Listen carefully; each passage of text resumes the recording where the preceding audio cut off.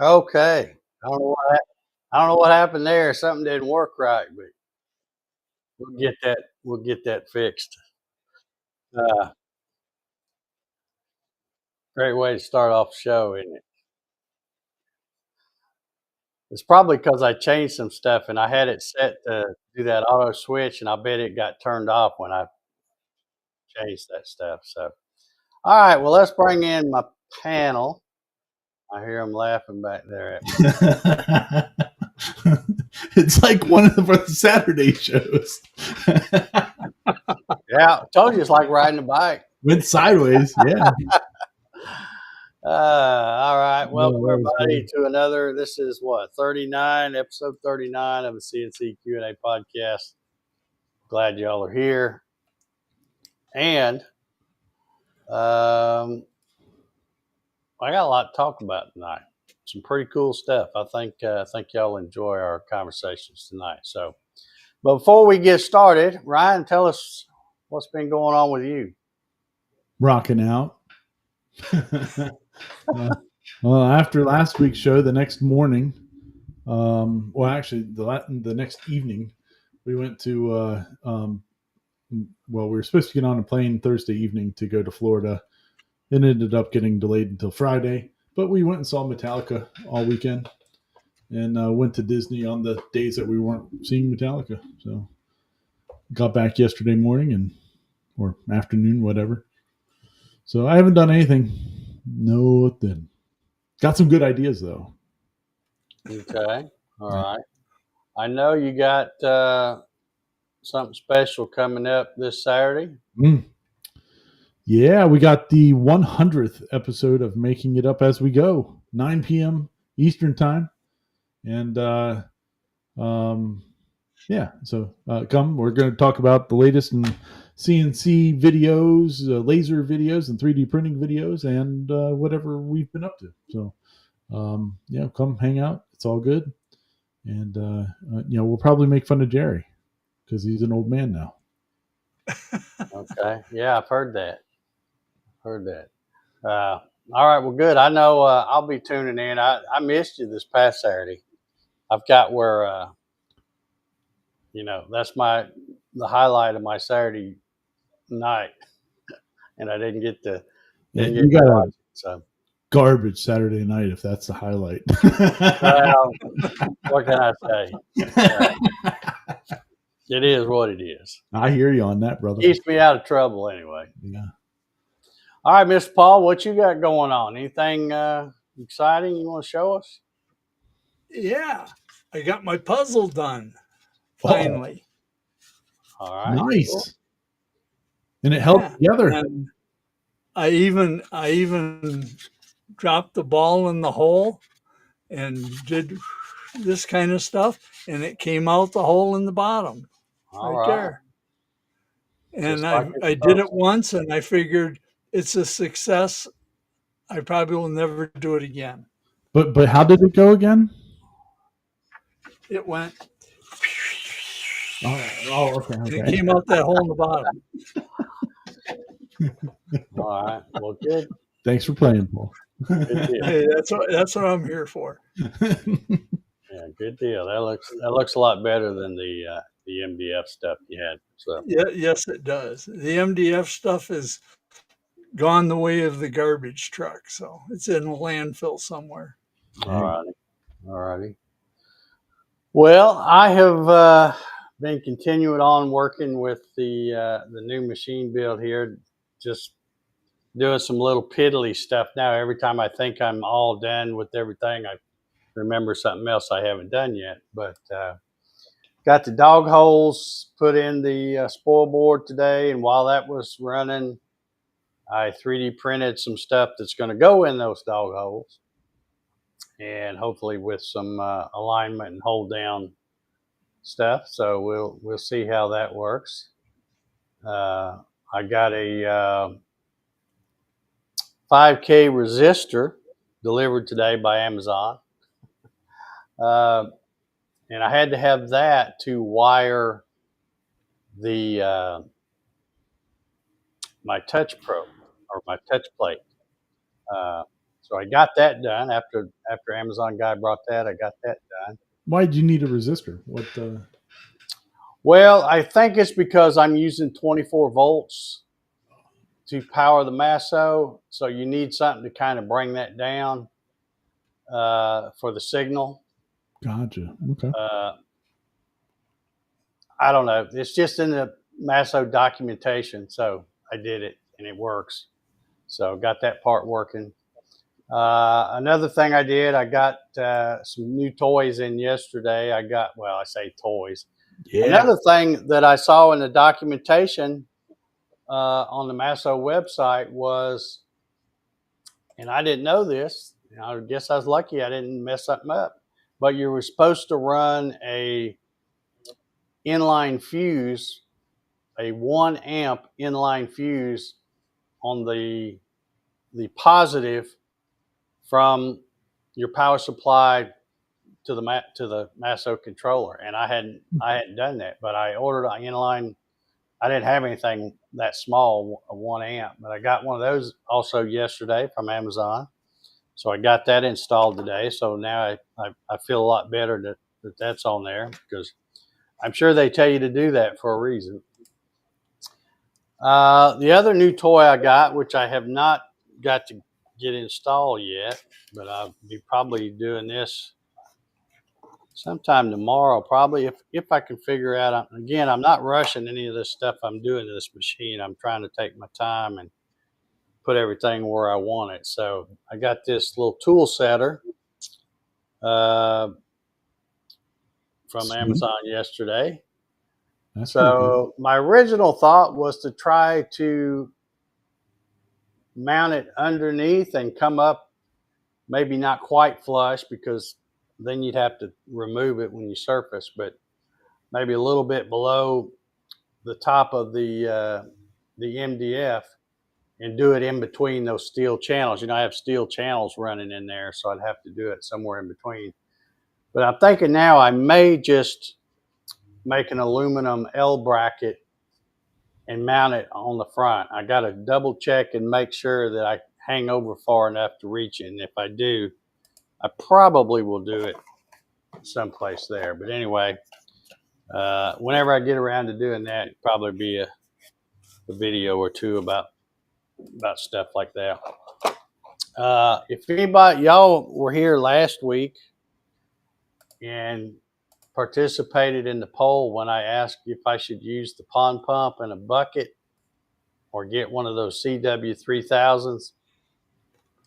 If you voted for the pond pump, I hate to hurt your feelings, but I went ahead and bought the CW3000, and let me tell you what, that is the way to go. I was pleasantly surprised, and I guess it's because, they call it an industrial chiller. It's really not a chiller. It's just a heat exchanger type thing. There's no compressor in it, no refrigerant, none of that stuff. Just a bunch of tubes like a radiator and a fan blowing across it.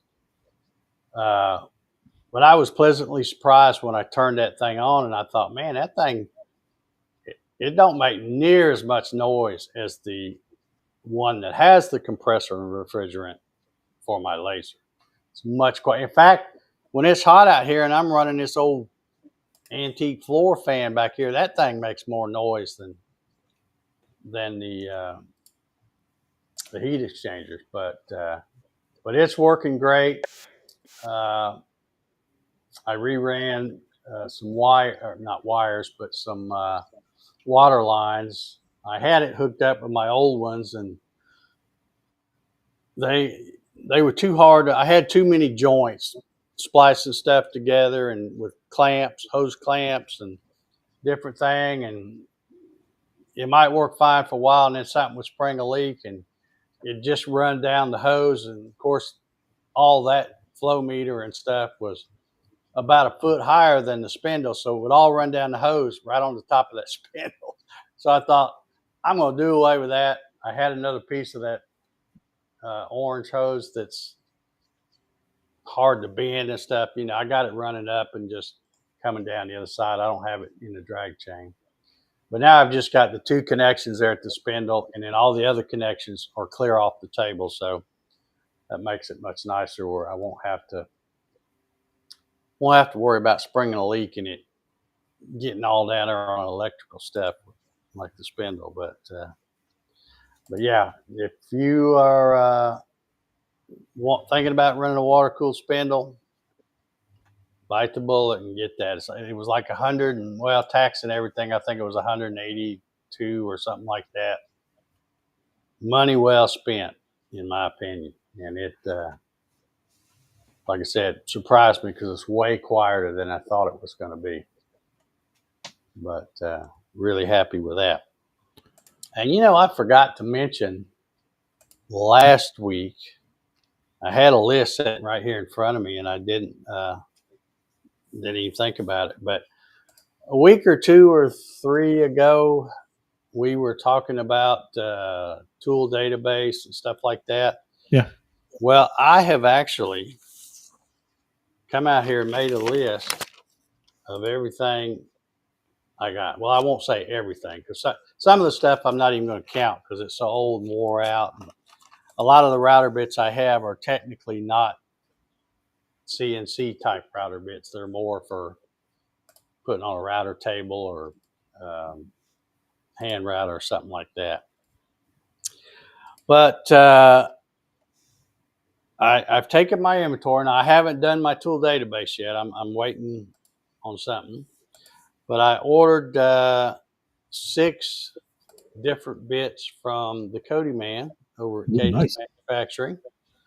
And I talked to, well, it's all text messages or emails or stuff. But I talked to him and asked him about a discount code for my YouTube viewers. And I'm not even sure what it's going to be yet. I think it's going to be Dave 10 or Gatton 10. I think it's going to be Dave 10. I'll have to confirm that with Cody. But anyway, I will from now on have a discount code for y'all to get some money off on your get your Jenny bit. Your Cadence Manufacturing stuff. And I'm really excited because there was one bit that he didn't have in stock, so I think he said it's going to take about 2 weeks to get that, and that's that bowl bit. But I already have another off. I think I got a white side or something else of that. But let's see, what else did I get? I got the 30-degree Groovy Jenny. I got the half-inch bowl bit. I got the 1/4-inch upcut because for some reason I didn't have one of those, or else I've already broke it. I don't remember, but I don't think I broke that one. I got a mini Jenny, the 1/8 compression, a 90-degree Groovy Jenny, and then the Slim Gen, which is the 1/8 downcut with the 1/4-inch shank. So those should be here. I've already got the shipping, tracking number and stuff, so they'll be here. Probably by the end of the week or something. Sweet. I don't remember how he shipped them. I think he shipped them UPS, but might have them by the end of the week. Other than the bowl bit, so pretty excited about that. Let me tell you something else. This. I think you're going to like this, Ryan. Oh yeah, I really do. Let me get it queued up while I'm talking about it here. Let me go ahead and turn that off. Yeah, I want to get this queued up because you are going to like this, I think. Do you remember? Well, I guess it was just last week. We were talking about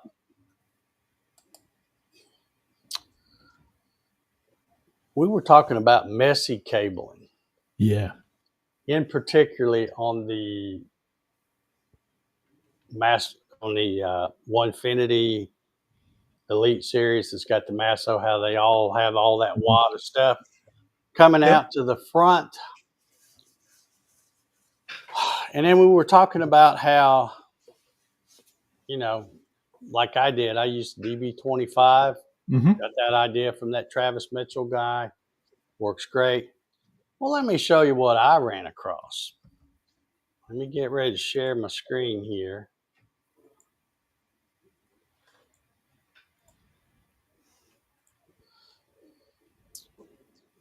It looks like Masso has already got all this figured out. Huh. They offer this bad boy right here. Now, these are not DB25. These are 37-pin cables.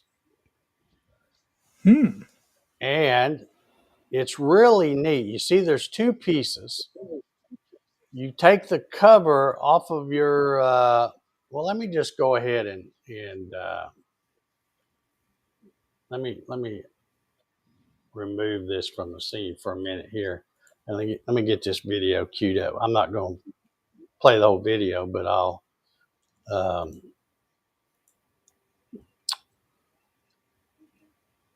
get this, and we can kind of,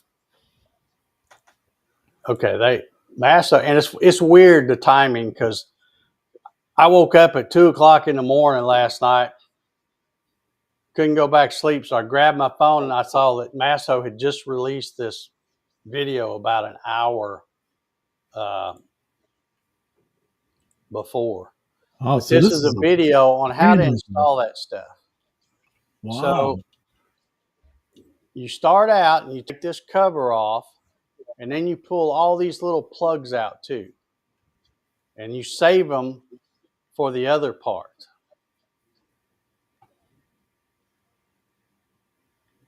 So there he's pulling all the plugs off. Keeping them in order, yeah. Yeah. Now, he's also removing a couple of, I think they call those couplers or something. So you got to pull those out too. And there he's installing a battery, because now's a good time to do that, because but now you got this piece and it all just slides in. You see how he's lining up the pins? Uh-huh. So he pushes that into the original Masso, and there you can see there's where the two cables are going to go. Right there. Okay, now let's see what else you got here. Okay, well, now he's connecting up a couple of things, the power and the e-stop, I think. Okay, well now, okay, still showing that. It's not letting me see. Okay, now, so we're showing that there's the 37-pin cables, and I guess one of these are male and one of them are female, so you can't get those confused either. Yeah, yeah. So they've kind of idiot-proofed that part. And that's why I was talking about the battery. You can see how it's harder to get out. That's why you put a new battery in it. So now he's going to the other side, which can be mounted anywhere. There he's putting those couplers in that he popped out, and they have to go in a certain way. Now there's some dip switches that will turn on some different resistor type things. So you was asking me earlier about why I had to do that. I don't think you'd have to on these new ones. And now he's putting the two 37-pin cables here. He's putting the cover that he took off the other one on this part. And this will be like in your big controller box, you know, this. And see, then now he's taking all of those and putting them back on this thing. Yep. And it is super slick. So that right there is how your Masso would look. Yeah. Behind your screen. That's awesome. Yeah, it's instead of 50 wires, you got 2. Now, I don't really understand why, you know, because this is a Masso product here. Yeah. And I don't know why, you know, with Onefinity being in cahoots with Masso to do the G3 Touch, why they didn't go all out and really make this nice. But How long has that been available? I don't know. Like I said, this video came out 19 hours ago. I saw it last night in the middle of the night. And I was checking my phone and that popped up on my feed. And I'm like, oh, this just come out a couple hours ago. And I watched it and I'm like, this is amazing timing because I was already going to talk about this tonight. But there is let me see if I can find it here. Let's see. Yeah. That sure does make a nice setup, doesn't it? Yeah. Here's another guy.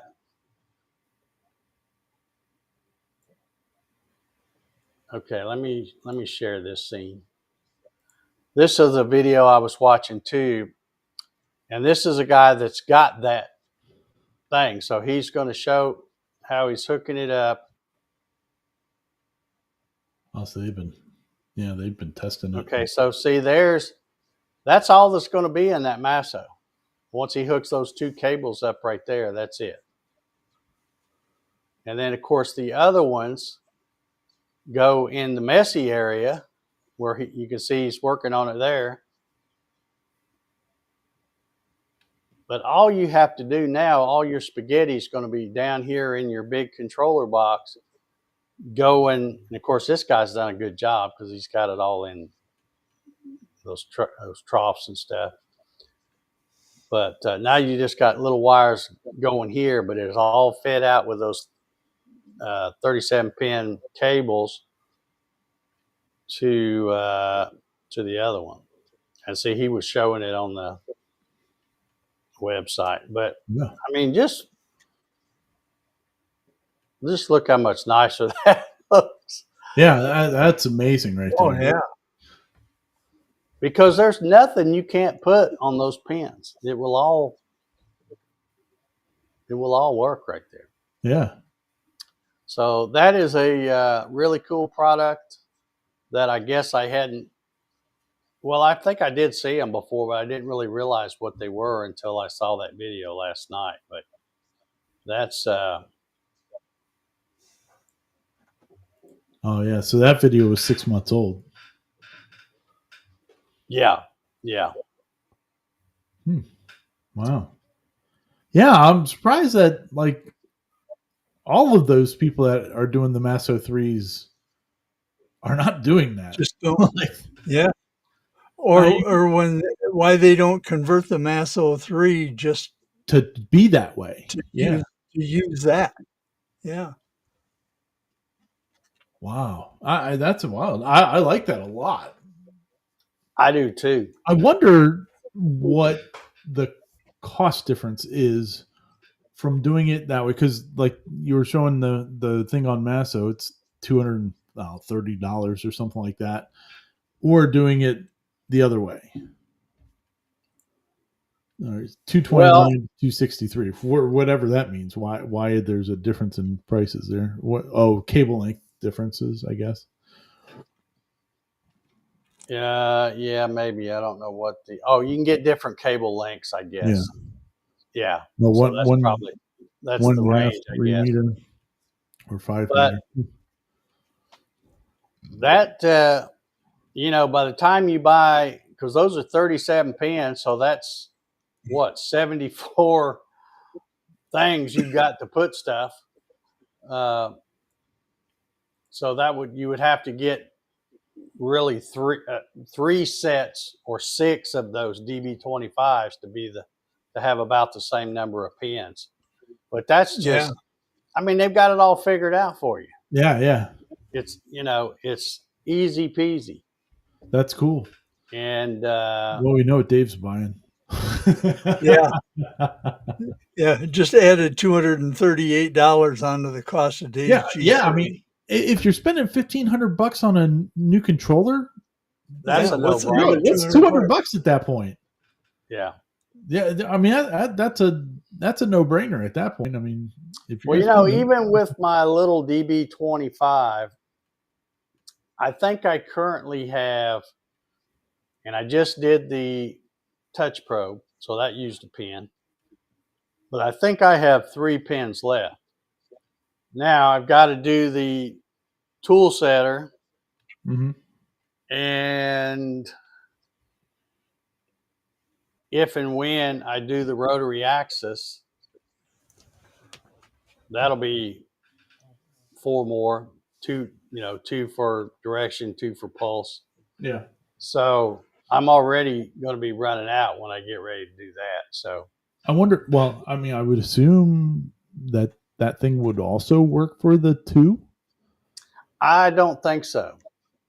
I don't think it would work for the 2 because they specifically only call it the Masso G3 touch wiring module. I don't think, and especially with mine, you got to remember, Jet. Yeah, I mean, yours is 8 years old at this point. It's an old Gen 2. Now, when I contacted Peter and told him that I wanted to get the latest firmware update for it and all that, I guess when they got ready to go from the Gen 2 to the Gen 3, they just gave everybody that had a Gen 2 went ahead and said, okay, well, because see, when I originally got it, it had capability to do 5-axis, X, Y, Z, A, and B, but it would only do 3. Wade has a good point too. Yeah, there's another one. So that's definitely another one right there. So it only had the 3-axis. Well, then when I got the latest thing, Peter told me, he says, well, here's the latest firmware, the last one available for the G2, and it activates Wi-Fi, which I think you still have to buy a little thing, so mine doesn't work. Touchscreen, which again, mine doesn't work because it only works with certain kind of touchscreens, and mine ain't one of them. And then the other thing was they enabled all 5-axis, so all 5-axis work on this one, but it's going to be quite a bit different than the G3s. But I'm thinking, like you said, I don't. Well, let me go look and see what the. Yeah, shoot. They don't have a price. It's going to be high when they don't have a price handy. Okay, it's $13.90 for the G3 Touch 5-axis CNC controller. So let's just call it $1,400, and now with another $260 or whatever, $250, whatever it is. It's but I just think that's a no-brainer. If you're going to do it, why not spend a couple of $100 more and have it really neat looking? Then, I mean, you can still do it the way I did it with the other cables and stuff, but you got to buy those too. So, but the cool thing about that is, if there's any problem, the cable goes bad, you can buy those cables cheap. Yeah. So I just looked. I think it'll work for the G2. You might as well buy it and find out to make sure. But the dimensions of the G2 and G3 are exactly the same. Yeah, but the stuff on it. Well, yeah, but the ports, I mean, it plugs into it like a hat. So there's no difference there. Yeah, they have a different arrangements of those little plugs. Yeah, but for where they go, probably, but probably not for their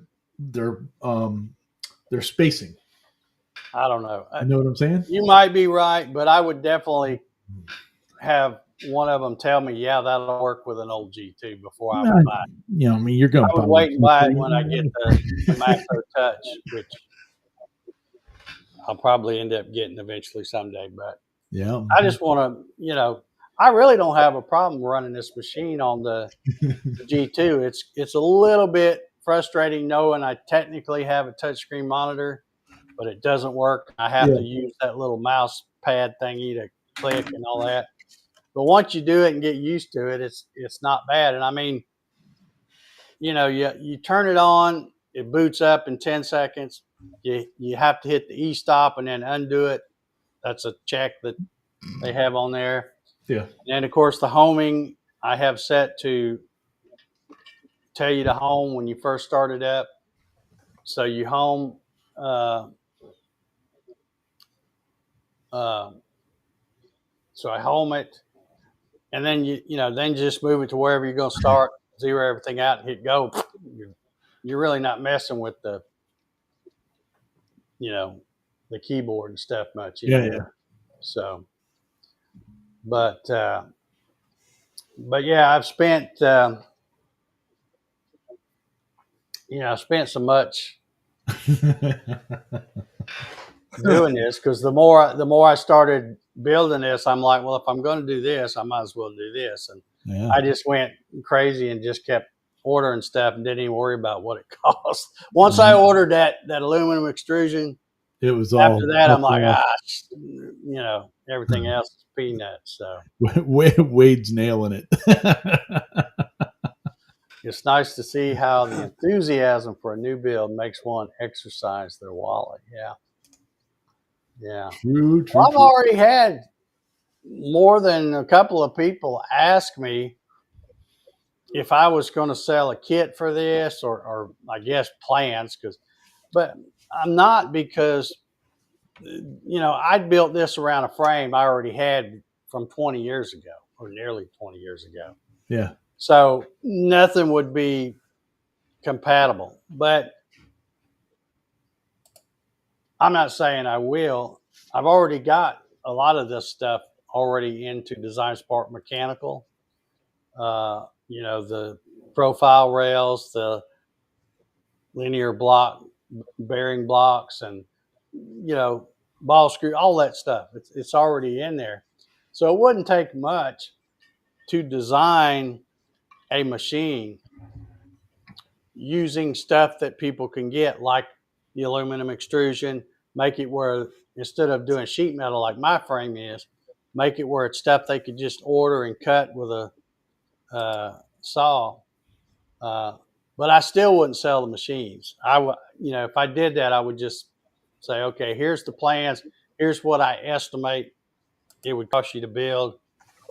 And if you want to do it, go for it.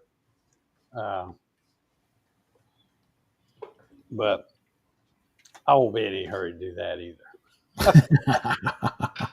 But I've already had people say, well, you going to offer this as a kit? And I'm like, no, not this, because this is a one-off thing.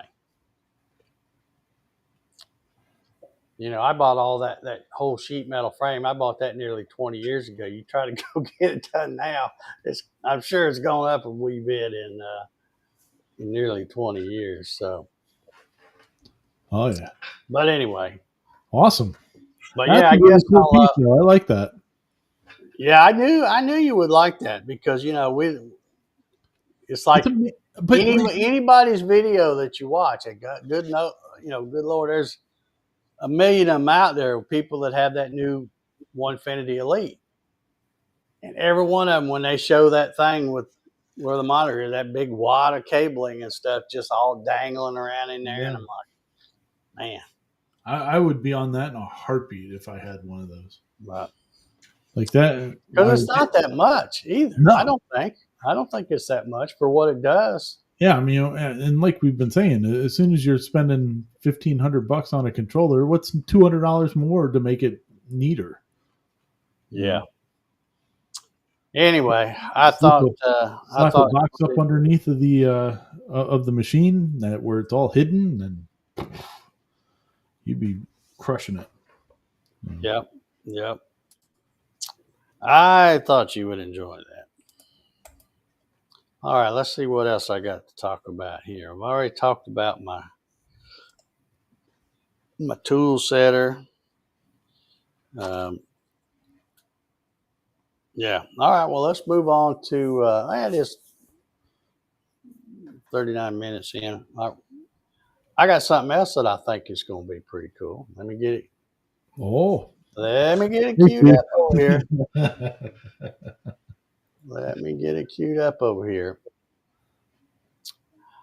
I know y'all be surprised about this, but I have a friend, one. Where did I put that stuff now? No, that ain't where I put it. Heck, I don't even remember where I put it now. Maybe I didn't move it over here. One. Where did I put that stuff? I know I put it on this computer.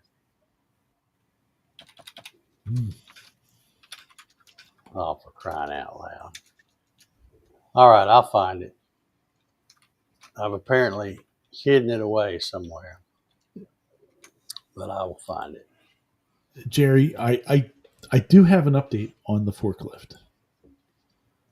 I did buy a battery, and it showed up while I was gone, so I haven't messed with it yet to see if it helps, but we'll find out. All right, I have an old friend that I met. I don't guess he's out there in the chat. He might be. I told him I was going to share his stuff. I asked permission, but I probably would have showed it anyway because it's really cool.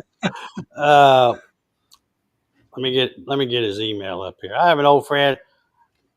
Met him in person years ago at I think the 2016 Atlanta Woodworking Show, and I'll just read what he says here. He says, Dave, I have been meaning to share some pictures, see the attachments, of the aluminum CNC router that I recently built.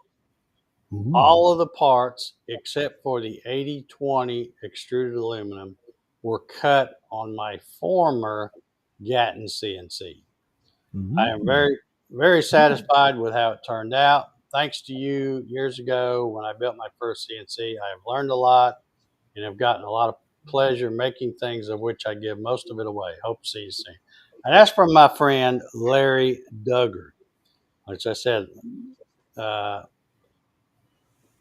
met him in person. I've seen him a couple of times. I've seen him at the Hickory Show in different places, but the very first time I saw him was in 2016 at the Atlanta Woodworking Show. Now let me show you what he's got going on here. Oh, wow. Nice. Yeah, I'm gonna have to, because he's got it portrait mode. Look at this thick aluminum right here. Yeah, that's like an inch thick. It's probably at least 3/4. I don't know if it's an inch or not, but it might be. Well, he said it's 80/20. So, I mean, that's sturdy. Ooh. Well, this piece up here, notice the 8 bolts on each side. Yeah. That, if I'm not mistaken, that's exactly the same piece I bought. Oh, okay. So, and he's using linear rails and bearing blocks. Looks like he's got the same spindle mount there. But if you look close, I don't guess he's out there in the chat. But it looks like he's reusing the 5-start lead screws off the Gatton CNC, and that looks like a dumpster CNC Acme nut that and the same thing up here. If you look up at the top, there's the Acme nut there, and I know that's a 5-start lead screw. I've seen a million of those things. So it looks like he's sticking with the Acme screw, but just a freaking nice build right here. Yeah, that's great. I like the way he ran the rail this way and then did an L shape like this. I've seen some people do that. So really cool. Now I've got 3 or 4 pictures. So here's his setup here. He's running Mach 3. Good old Mach 3. There's his VFD to the left of the big controller box. And if you look in here, he did a good job in here. I'm not even sure what some of this stuff is. He got a big old fan up here at the top. He's got 2, looks like he's running those about 30 volts or so, running the 4 steppers. This one here is probably I don't know, 24 volt or something to run some of the other stuff. But he uses the same old kind of switches I like to use, bringing it into the box and splitting up the. You got your ground, your live, and your neutral right there. And then I think this. That's a Cat 5 cable, so I think that's one of those CNC 4 PC or something like that. The Ethernet, what do you call it? Not a smooth stepper, but because that's another brand, but you know what I'm talking about. The Ethernet thing instead of the USB, and he's got his breakout board over here. Looks like. Gotcha. Got all his steppers or drivers labeled and everything. Great build. On a plywood box. I like that, though. He did a good job. Like seeing that. Now let's get another view here. So here's where his stuff is, and the box would be back over in here. Now if we zoom in here. Put a nice light underneath of it. Yeah, nice LED light up under there. Here's something I like. Now, I don't know whether, I'm assuming he built this Z-axis as well. But look how he's got these little screws right here to adjust the tram. Oh, yeah. Now, I put some little blocks on mine, but mine are down here on the sides, on the very bottom corner, and they move the whole Z-axis assembly. It looks like his move. You can see these diagonal. He's got little slots in there. Yeah, so you can tilt. So he can adjust that to get his tram out if he needs to. So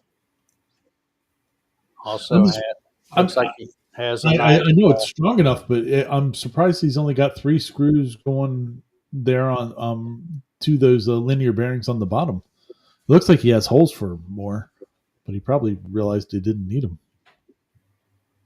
On the gantry plates? Yeah, right there, where your mouse is.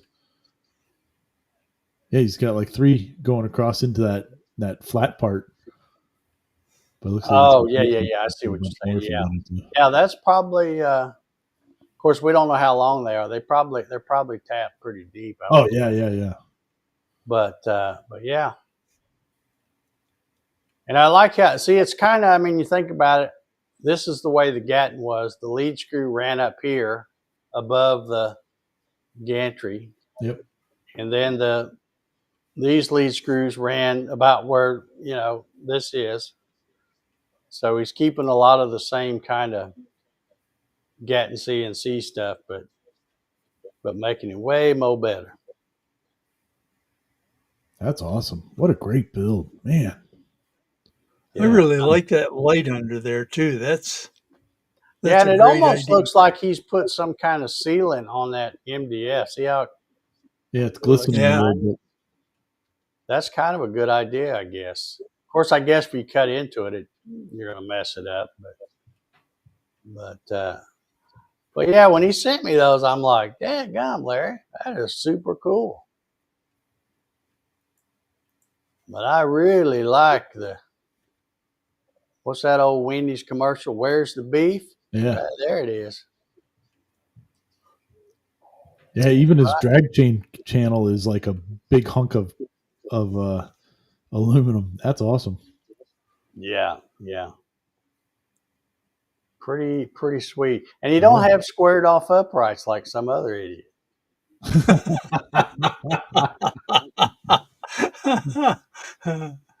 Not mentioning no names, but his initials are Dave.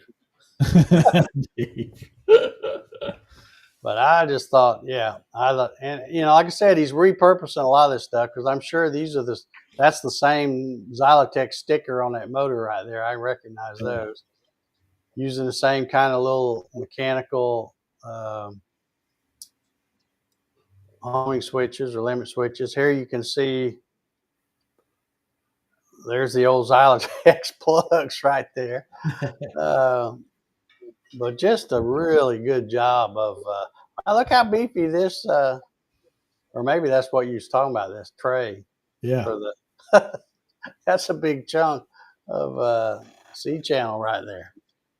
But yeah, just an awesome job. Plus, you can't really see it good, but you can tell he's got a nice cabinet the whole thing's sitting on. So Yeah. just a Yeah, the whole super, table. super nice build.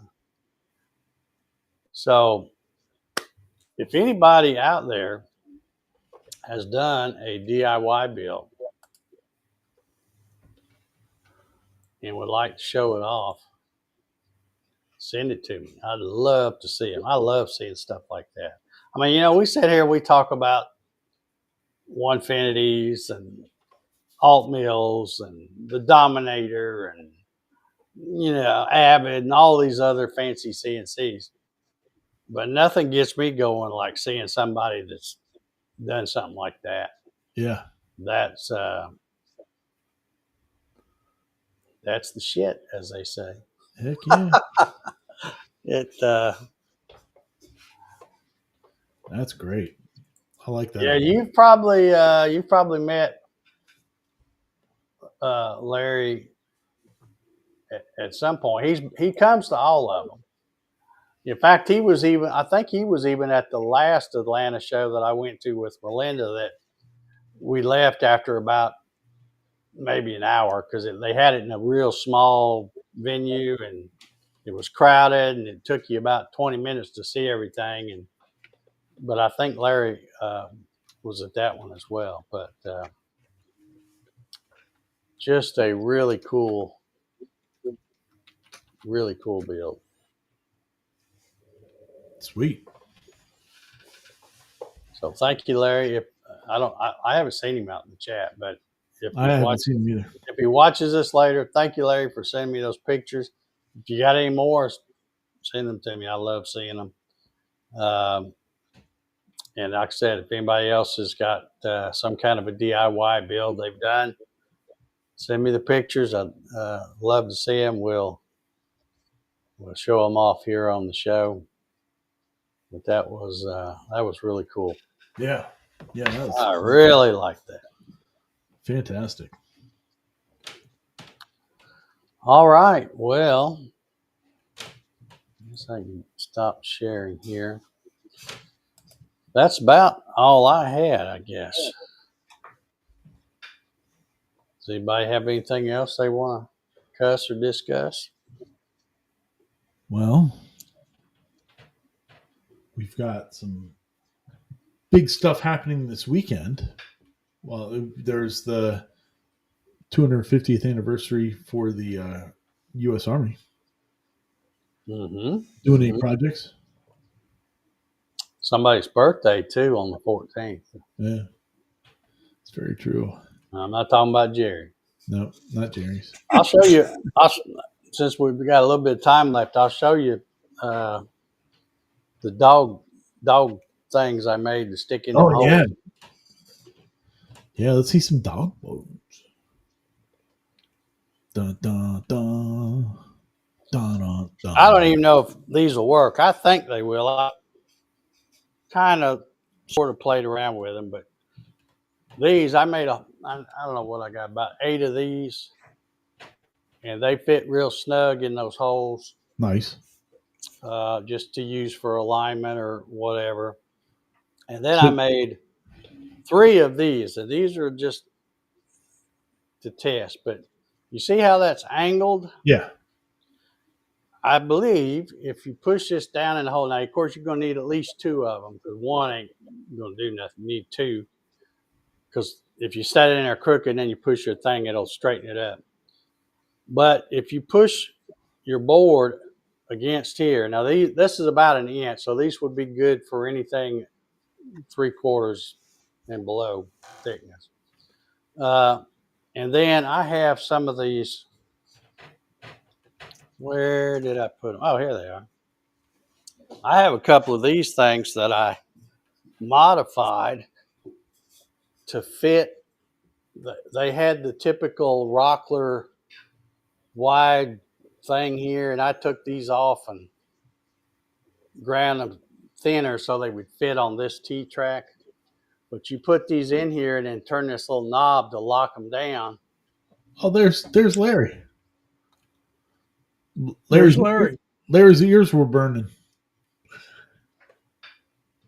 Okay, yeah, we just got done talking about you, Larry. Make sure you go back and watch the replay because we were bragging on your stuff there, buddy. Yeah, a beautiful machine, Larry. Great job. Now, since you're here, Larry, we'll ask you some questions that we had. It looks like you're reusing the 5-star Acme lead screws from the Gatton on that. Am I correct in assuming that? As well as the Xylotex stepper motors and stuff like that. But anyway, you fasten this down, then you can push this up against the board, and then when you push that, it's got that last little spring action, so it would hold the board against that angle. Uh-huh. And I don't think it's going to raise up. No, but you may run into layer line problems depending on how you made it. How did you print that? It printed like this. I think you might run into some layer line problems. With it busting? Yeah. Well, I made these at 50%, and I ain't scared to run them at 100. Well, like I said, these are prototypes. I don't know if they're going to work or not. But what you could do if you do redo them, because I was working on some for the Ranger, is like lay them down flat, and then just chop off like an 1/8 of an inch or something like that from one side, so that lays flat against the bed of the printer, and then build it up, because then you're not you don't have to worry about any supports or anything at that point. But the layer lines will be a lot stronger. Okay, so you're saying I need to run it like this? Nope. All right, rotate. Nope. I'm sorry. Now rotate to your left. Nope. It's left.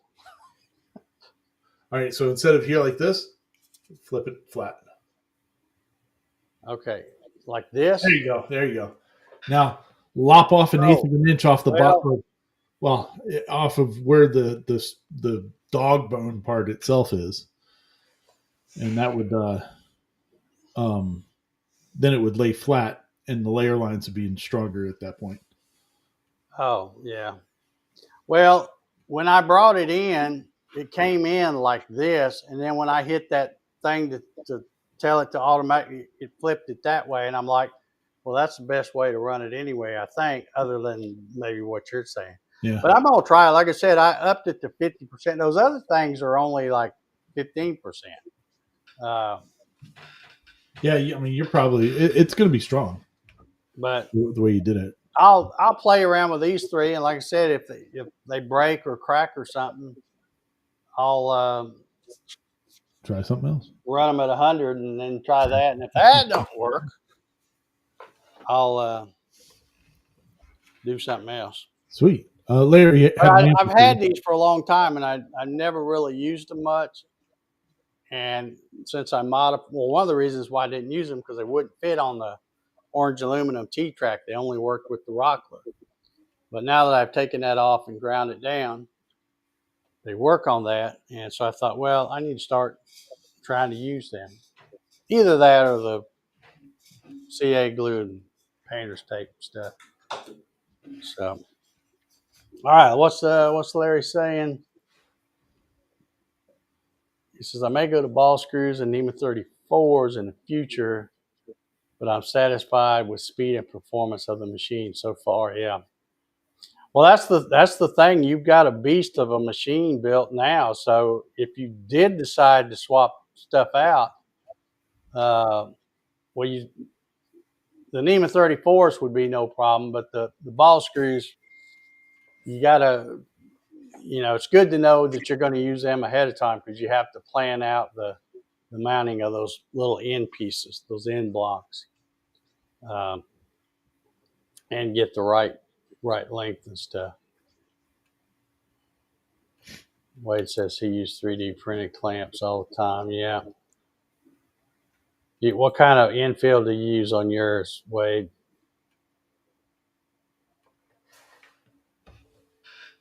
I have, everybody knows I have no problem going 100% on stuff if I have to. It takes longer, but I just set it up and walk off and go do something else and let it run. Just send I it. think those took, at 50%, I think they took, I want to say hour and a half, maybe not even that long. He uses 100%. Okay. Yeah. Because I'm going to tell you, it's amazing to me, like this right here, these little things, I just left it at 15% because I figure you're not really putting that much pressure on them. It depends. If it breaks at the lines, I'll have to do something different with those too. But, it's amazing when you print something that's 100% and then print the exact same thing in 15% and then see the weight difference. It's a big difference.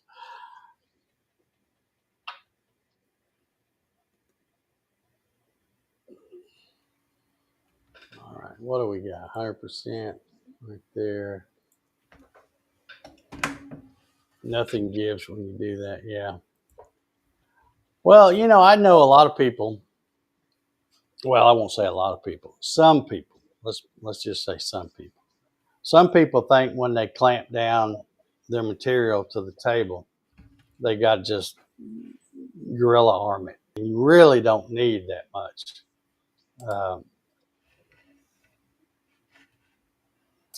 Like I've had people say, well, I crank so hard on my clamps that I'll pull the T-track up and stuff. And I'm like, well, you clamping way too hard. You're doing too much. You don't need to put that much. It don't take a whole lot of downward pressure to hold something. So anyway, about the only time I'm probably going to use clamps now is if I've got something that's, cupped where you need to pull down the corners or something like that. If I get something that's flat, I'm probably just going to use the CA and painter's tape method. Sweet. Yeah, they're just like wood. You hit them with the CNC, and it just puts a little character on. It gives it a little English. Yeah. All righty. Well, I guess we've been here right at an hour, and we'll go ahead and get ready to sign off here. I really, I knew Ryan was going to get excited with that wiring thing. That's a big deal. Yeah, that's awesome. And it makes me wonder: do all these people that have the One Affinity Elites, do they realize they can do that? They can't, because if they did, that's all anybody would talk about is how they cleaned up all their wiring. Yeah, I don't know, but if they don't mind running their machine with a big wad of stuff hanging off, I guess no skin off my nose. But it looks like I said, even as bad of a slob I am, I wasn't going to do that this time. I just got 2 little old cables running up there. Yeah. Power cord and the DB25, and that's it. But and you can use different ones. Like if you're doing something real simple, you can use a DB9 cable because they make breakout boards for all those different kind of pins: DB9, DB15, DB25, 37, what have you. So I guess if I run out of pins and I need some more, rather than spend 200 something bucks to get that, I could just get 2 DB37s and a cable like what they had, and that would be 12 more pins right there. So I just don't think I'm going to need that much more, but I do know I need 4 more for the rotary alone, and I've still got to do the tool setter. And I'm not sure. I think it might just use one. It might use more than that. There's I think 4 wires on this thing. And of course, you know how it is. You buy stuff from Amazon. There's not a piece of paper with instructions on any of this stuff. Clyde's had a good thought that you probably can get them shielded too. Oh yeah, yeah. Yep. All right. Well, I guess we'll get out of here. Everybody, make sure you don't forget to go check out the Making It Up as We Go this Saturday night. It'll be their 100th episode. Y'all got anything special planned, or is it a secret? No. Okay. No, we talked about maybe doing a little thing, like a little challenge for with 100 being the theme. Nobody seemed interested, so oh well. It's 100 show. Good enough. Okay. Well, yeah, that's good enough. Here's to 100 more. Yeah. Oh my gosh. All right, Paul, you got any parting words or anything? I have no parting words. Thanks for having me on. Okay. Well, I'm glad you're here. Glad your little maze project finally worked out. It is, yeah. And if I can find a button, there it is. Awesome. I need to move that button to where it's farther up the list. All right, I'm about out of voice here. Excuse me. My ice is melted. Time to go. See y'all next week. Everybody have a good one. See you, everybody. See you, everybody.